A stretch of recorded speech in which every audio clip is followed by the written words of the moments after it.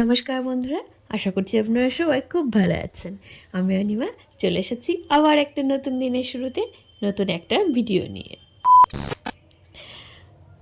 আজকে সবার দিনটা যেন খুব ভালো কাটে এই আশা নিয়েই ভিডিওটা শুরু করলাম। খুব শীত পড়েছে, মানে কি বলবো, খুব। আর আজকে হয়েছে কি, আমার বাজারে সবজি অনেকটাই বেড়ে গেছে, মানে এতটাই বেশি হয়ে গেছে যে আমার বাড়ির গাছপালা খুঁজতে হচ্ছে। আর লাউ শাকগুলো না একদম ভালো হয়নি এবছর, দেখুন একদম কেমন লাল লাল হয়ে গেছে, মানে হলুদ হয়ে গেছে। গাছের যে সবুজ ভাবটা, সেই ভাবটাই নেই। তাই ভাবলাম অনেকেই তো লাউ শাকের চচ্চড়ি খেয়ে থাকেন, তা আমিও আজকে করে নিই একটুখানি। তাই জন্য বেরিয়ে পড়েছি সকাল থেকে। না সত্যি কথা বলবো, আর পেরে উঠছি না, মানে একটার পরে একটা। মাম্মা আমার স্কুলে যাবে সকালে, তো তার জন্য ভাত, একটা তরকারি, একটা ভাজা, সব কিছু করে দিচ্ছি। তারপরে আবার ওকে টিফিন করে ওকে স্কুলে কোনো রকমে পাঠিয়ে আবার শুরু করেছে আমার রান্নাবাড়ি, মানে পরের রান্নাটা দুপুরে আজকে আর মানে আবার করতে হবে আলাদা করে। তো এখন এই শাকটা করব, তাহলেই হয়ে যাবে। আর আজকে ভাবছি ফ্রিজটা একটু পরিষ্কার করব, মানে ফ্রিজটাও না, মানে অনেক দিন ধরে পরিষ্কার করা হয় না। আর আমার ফ্রিজটা যেহেতু অনেক বছর হয়ে গেছে, 12-13 বছর হয়ে গেল, তো কয়েক জায়গায় ক্র্যাশ পড়ে গেছে, মানে কেমন একটা ফেটে ফেটে গেছে, এর জন্য নোংরাগুলো বেশি আটকায়। আর ফ্রিজের মধ্যে কি করে অত ধুলো ঢোকে কি জানি, আলমারির মধ্যেও ঢোকে, মানে ঘরে তো ধুলো থাকেই। আর আমরা যেহেতু বর্ধমান মানেই হলো রাইস মিলে ভর্তি। আর ওই রাইস মিল থেকে না ভোরবেলা কালিগুলো বাইরে হাওয়াতে উড়িয়ে দেয়, আর সেই কালিগুলো সবার বাড়িতে রীতিমতো পড়ে। সবার বাড়িতে কেন, মানে এখানকার বাতাসের সাথে মিশেই বেড়ায় ওই ধুলোকণাগুলো, একদম কালো কালো। পায়ের নিচে না শীতকালে যদি জুতো না পরে থাকা হয়, সানের ওপরে হাঁটলে পুরো কালো হয়ে যাবে, মানে পায়ের তলাগুলো পুরো কালো হয়ে থাকে। তো এই যে ফ্রিজটা পরিষ্কার করব বলে চলে এসেছিলাম, ওইদিকে রান্না বসিয়ে দিয়েছি, এদিকে এসেছি ফ্রিজটা পরিষ্কার করতে। আবার ওর পাপা তো স্কুলে চলে যাবে, তখন আর আমি সময়ও পাবো না। তো সব প্লেটগুলো একদম বের করে নিয়েছি যাতে একদম ফাঁকা করতে পারি। আর এই সাইডে দরজার এগুলো না আমি ভালো বের করতে পারি না, যদি ভেঙে টেঙে যায়, তার জন্য ফ্রিজের ওপরে থেকেই পরিষ্কার করে নিই। আর ফ্রিজগুলোকে প্রথমে সার্ফ কিংবা বাসন মাজার সাবান দিয়ে যে জায়গাগুলোতে মনে হচ্ছে যে নোংরা কিংবা একটু হলুদ হলুদ দাগ পড়ে যায়, ওই প্লেটগুলোর ঘষায় ঘষায়ও অনেক সময় দাগগুলো পড়ে যায় কিন্তু। তো সেগুলোই একটুখানি ভালো করে আগে সাবান দিয়ে ঘষে নিলাম। এবার তারপরে সাবান দিয়ে ঘষার পরে এই যে একটা ন্যাকড়া নিয়ে নিয়েছি, এটাকে ভিজিয়ে 5-6 বার অন্তত মুছতে হবে। নাহলে সাদা জিনিস তো একটা, মানে কালো যদি কোনো কিছু লেগে থাকে সেটাও কিন্তু দেখা যায়। আর অনেকে ভাববেন হয়তো যে আমি লাইট জ্বালিয়ে কেন ফ্রিজ পরিষ্কার করছি, আসলে এটা আমাদের সিঁড়ির তলায়, তো এই জায়গাটা এমনিতেই অন্ধকার, দেখতে পাচ্ছিলাম না, তাই ফোনের ঘুম পেয়ে যাচ্ছে। আজকে সে ভোরবেলা উঠেছি 4টের সময়, তারপরে আর ঘুম পাইনি। কিন্তু এখন 12টা মতো বাজে, এখন মনে হচ্ছে কি একটু ঘুমোলে ভালো হতো, কিন্তু দিয়ানকে আবার স্নান করাতে হবে। তো এই যে দেখুন, এখানটাতে বরফ কিছুটা হলেও কম আছে, সেদিন কয়দিন আগে গলিয়েছিলাম তো, যার জন্য। তাই এরকম করে আমি ফ্রিজটা পরিষ্কার করি, একদম পুরো নতুনের মতো ঝকঝকে হয়ে যাবে একটুখানি পরেই। আর এই দাগগুলো না ওঠে না কিছুতে, এগুলো কিন্তু কোনো তরকারিরও দাগ না, কিছুরই না, প্লেটের ঘষায় ঘষায় এই দাগগুলো হয়ে গেছে। আর ওই লাইটের সাইড দিয়েও ওগুলো ব্রাশ দিয়ে একটু পরে পরিষ্কার করে নেব, ব্রাশটা এখন আনিনি আমি। তো এই যে এই নিচের এই হলুদ দাগগুলোও না ওঠে না, এগুলো ঘষায় ঘষায় এমন দাগ হয়ে গেছে। এগুলো কিন্তু কোনো নোংরা নয়, মানে লেগে আছে সেটা না। তো এই যে বারবার এমনি করে এই ন্যাকড়াটাকে ডোবাচ্ছিলাম, এমনি করে আমি পরিষ্কার করি, বারবার মুছতে হয়, মানে 5-6 বার মুছলে তাহলে একদম নতুনের মতো ফ্রিজ হয়ে যাবে। বেশ ভাল লাগে তখন। আবার কয়েকদিন আবার যখন পরিষ্কার করার দরকার হয়, তখন 7-8 দিন আগে থেকেই মনে হয় দূর আবার ফ্রিজটা পরিষ্কার করতে হবে, তখন আর ভাল লাগে না। তা যাই হোক, ফ্রিজ এবার পরিষ্কার করে নিই। আর এদিকে বর কিন্তু বাজার থেকে অনেক আজকে সবজি নিয়ে এসেছে, বাজার নিয়ে এসেছে, সেগুলোকে রাখবো, এই ফ্রিজটা গোছাবো, দিয়ানকে আনবো, মানে সারাটা দিন যে আমার কোথা দিয়ে চলে যায় আমি বুঝতেই পারি না। উফ, মানে পুরো হিজিবিজি একটা জীবন হয়ে গেছে। এটাকে করি, তারপরে যাব ওই চুনো মাছ এনেছে, রুই মাছ এনেছে, মাছগুলো রাখা রয়েছে, সবজিগুলো ব্যাগে ভর্তি রয়েছে, সেগুলোকে বের করব, ধোবো, তারপর আবার জল ঝরাবো, আবার প্যাকেট করব, মানে চিক প্যাকেটে ভরে, তারপরে তো পলিথিনে ভরার পরে তো আবার ফ্রিজে রাখবো। ওই করতে করতে আজকে আমার অনেক দেরি হয়ে যাবে। দুপুরবেলা আবার 2 রকমের মাছ রান্না করতে হবে। রাতের বেলা আবার আছে বরের জন্য কাউনের চালের ভাত করতে হবে, আমাদের মানে বাবার মেয়ের জন্য রুটি করতে হবে, দিয়ানের জন্য ভাত। মানে এক একজনের এক এক রকম। সারাদিনে যে আমাকে কত ঘন্টা রান্না করতে হয় সেটা মানে যে আমার সাথে থাকে সেই একমাত্র বুঝতে পারবে। বোঝে আর কই, বরেরা কি আর বোঝে? বরেরা তো ভাবে সারাদিন বউগুলো বাড়িতে মনে হয় বসেই থাকে। তো এদিকে এই যে লাউ শাক কেটে রেখে গেছিলাম, সেগুলো ধুয়ে এবার বসিয়ে দিয়ে গেলাম। বসিয়ে দিয়ে আবার চলে যাব অন্য কাছে। এখানে দাঁড়িয়ে দাঁড়িয়ে রান্না করার উপায় নেই। আচার থেকে রক্ত পড়ে না, ওটা আচারের রস বেরোচ্ছে, মানে আচার থেকে রক্ত পড়ছে। এই যে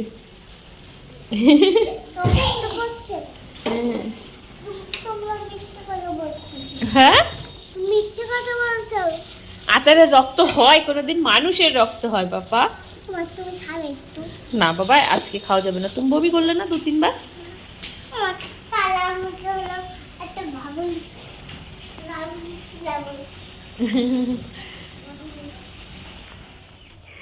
এরপরে না মানে দিনের যে কোনো একটা টাইমে আমার ভিডিও করতে ভালো লাগে, তারপর আর মনে হয় না ভিডিও করি। মানে ফোনটা হাতে ধরতেও বিরক্ত লাগে। এমন অনেক দিন হয় যে আমি কি বলবো, ভিডিও করা থাকে, এডিট করার জন্য পোস্ট করতে পারি না। এখনও কিন্তু আমার ফ্রিজের প্লেটগুলো পরিষ্কার করা হয়নি, ওগুলো বাইরে ফেলা রয়েছে, ওগুলোকে আবার পরিষ্কার করব। তো এদিকে রান্না প্রায় হয়ে এসেছিল। এটা খেতে কিন্তু বেশ ভালো লাগে, একটু মিষ্টি মিষ্টি। এবার চলে এসেছি আমি ওই প্লেটগুলোকে ধোবো ভালো করে, আর মাছগুলোকে কাটবো। মাছগুলোর সাথে করে নিয়ে এসেছি, একবারেই কাটা ধোয়া হয়ে যাবে। আর ওদিকে কাকাদের চেম্বার পরিষ্কার করবে, তাই জন্য সব লোকজন আছে। ওদের সাথে গল্প করতে করতে বেশ রান্না হয়ে যাচ্ছিলো। ওখানে আমাদের একজন দেওর ছিল, ও বলছে বৌদি ফোনটা এখানে রাখা ছিল তো, বলছে ক্যামেরা হচ্ছে। আমি বলছি না, বন্ধ করা আছে। তাই বলছে কত টাকা পেলে? আমি 1,00,000 পেলাম। মানে অনেক কয়বার পেমেন্ট পেয়ে গেছে, আমি ওটাই বললাম। সবাইকে ওটাই বলি, সবাই ভাবে হয়তো মানে ইউটিউবে ভিডিও করি এমনি করা দেখলে হয়তো মানে ভিডিও করে মানেই হয়তো কিছু টাকা পয়সা পায়।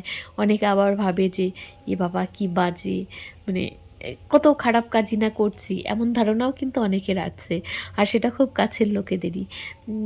আমাদের বাড়িতেই যেমন মানে আমার বর আমার মেয়ে ক্যামেরা দেখলে খুব রেগে যায়। সারাদিন তাদের জন্য যত পরিশ্রমী করো না কেন, তাদের সেটা চোখে পড়বে না কোনো কিছুতেই। আমি দেখেছি মানে আমার বর তো মনে হয় আমাকে সারাদিন দেখে শুধু, মানে আমি ফোনই দেখি।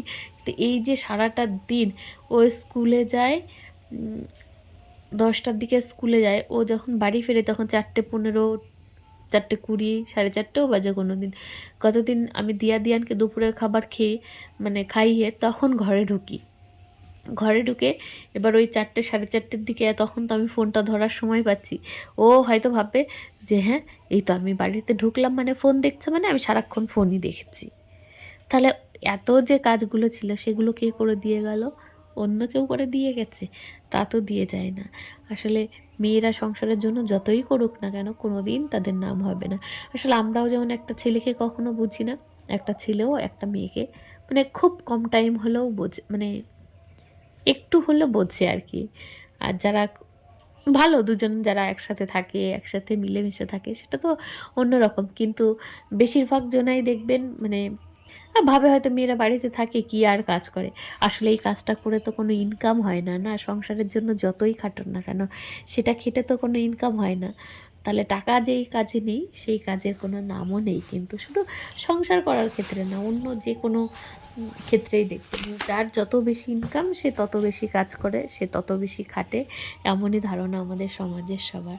তো যাই হোক, অনেক আজে বাজে বকে ফেললাম। এবার ফ্রিজ প্রায় পরিষ্কারের দিকে, এবার যাই এগুলোকে লাগিয়ে দিয়ে আসি। সব হয়েছে। এই যে বেকার খাচ্ছি বাবা কখন থেকে, মানে কোনো কিচ্ছু কাজ নেই মনে হচ্ছে যেন। তো এবার হয়েছে, এবার যাই এই জিনিসপত্রগুলো আবার রেখে দিই। এই গোছানো টোছানোর ব্যাপারগুলো না অনেক সময়ের দরকার, কিন্তু বোঝাই যায় না যে আমরা কোনো কাজ করছি কি না। আবার ওইদিকে দিয়ানকে স্নান করাতে হবে, ঘুম পাড়াতে হবে। দিয়ার শরীরটা ভালো নেই। আর বাবা মায়েদের দেখবেন মানে শরীর যখন ছেলে মেয়ের খারাপ থাকে, বাবা মার মনে হয় তার থেকে বেশি দুর্বল হয়ে পড়ি। মানে আমার নিজের কষ্ট হোক আমার কোনো ব্যাপার না, আমার যদি 102-3 জ্বরও হয় তাও আমি উঠে সব কিছু করতে পারবো। কিন্তু ছেলে মেয়ের একটু কিছু হলে মনে হয় কি ওদের যেন কত অসুখ হয়েছে, সেই সাথে আমরা নিজেরাও অসুস্থ হয়ে পড়ি। বিশেষ করে বাচ্চা ছোট থাকলে না, মানে তাদের যদি শরীর খারাপ হয় তাহলে যে মা বাবার কী কষ্ট সেটা আর বলে বোঝানো যাবে না। আর মাছটা এত ভালো লাগছিলো দেখে ভাবলাম আপনাদেরকে একটু দেখাই। এগুলো মনে হয় মৌরালা মাছ কিংবা কী মাছ জানি না, মাছের নামটা ঠিক বুঝতে পারলাম, মানে নামটা ঠিক জানি না, কিন্তু খেতে বেশ ভালো। তো এত মাছ তো লাগবে না, মাছগুলো সব কৌটায় করে তুলে রাখি, ওতে আবার আরও 2-3 হয়ে যাবে, হয়তো আরও একদিন। তো চুনো মাছও কিছুটা রান্না করব আর কিছুটা রেখে দেবো ফ্রিজে। তাই জন্য এই সাবানের কৌটা, মিষ্টির কৌটা, এগুলো কিন্তু বেশ ভালো। এই কৌটাগুলোতে করে না, মানে কয়েকদিন রাখার পরে তারপরে দেখা গেল একদিন ফেলে দিলাম। আর এদিকে এই যে সবজিগুলো তখন প্যাকেট করা হয়ে গেছিলো, এগুলোকে নিয়ে সব কিছু এবার ফ্রিজে আবার গোছাবো। মেয়েদের মনে হয় সারাদিন ধরে এই গোছাও দৌড়াও, আমি তো এখন দৌড়াচ্ছি পুরো ফোন নিয়ে। আর এই ফোন হাতে করে ভিডিও করে কাজ করা যে আরও কতটা কষ্টকর, মানে সেটা যারা করে তারাই শুধুমাত্র জানে। তাই এদিকে দিয়া বুড়ির খুব অসুস্থ, ওর আজকে শরীরটা ভালো লাগছে না, বমি হয়েছে 2বার। আর কি হইতে চোখ মুখ একদম শুকিয়ে গেছে। আর আমি তো এত দৌড়াদৌড়ি শুরু করেছি সকাল থেকে, কি বলবো। একবার ওদেরকে দিতে গেলাম, আবার আনতে গেলাম, আনতে গিয়ে শুনি যে ওর ম্যাম বলছে যে বমি করে দিয়েছে। কি আর করা যাবে, নিয়ে এলাম, এখন চান টান করিয়ে ঘুম পাড়াবো। চান করানো হয়ে গেছে, ঘুম পাড়ায় দিয়ান আবার বাইরে ঘুরছে বাবার কাছে। চলো বাবা আমরা শুয়ে পড়ি, দাঁড়াও বালিশ নিয়ে আসি। হ্যাঁ বালিশ নিয়ে আসি, দাঁড়াও।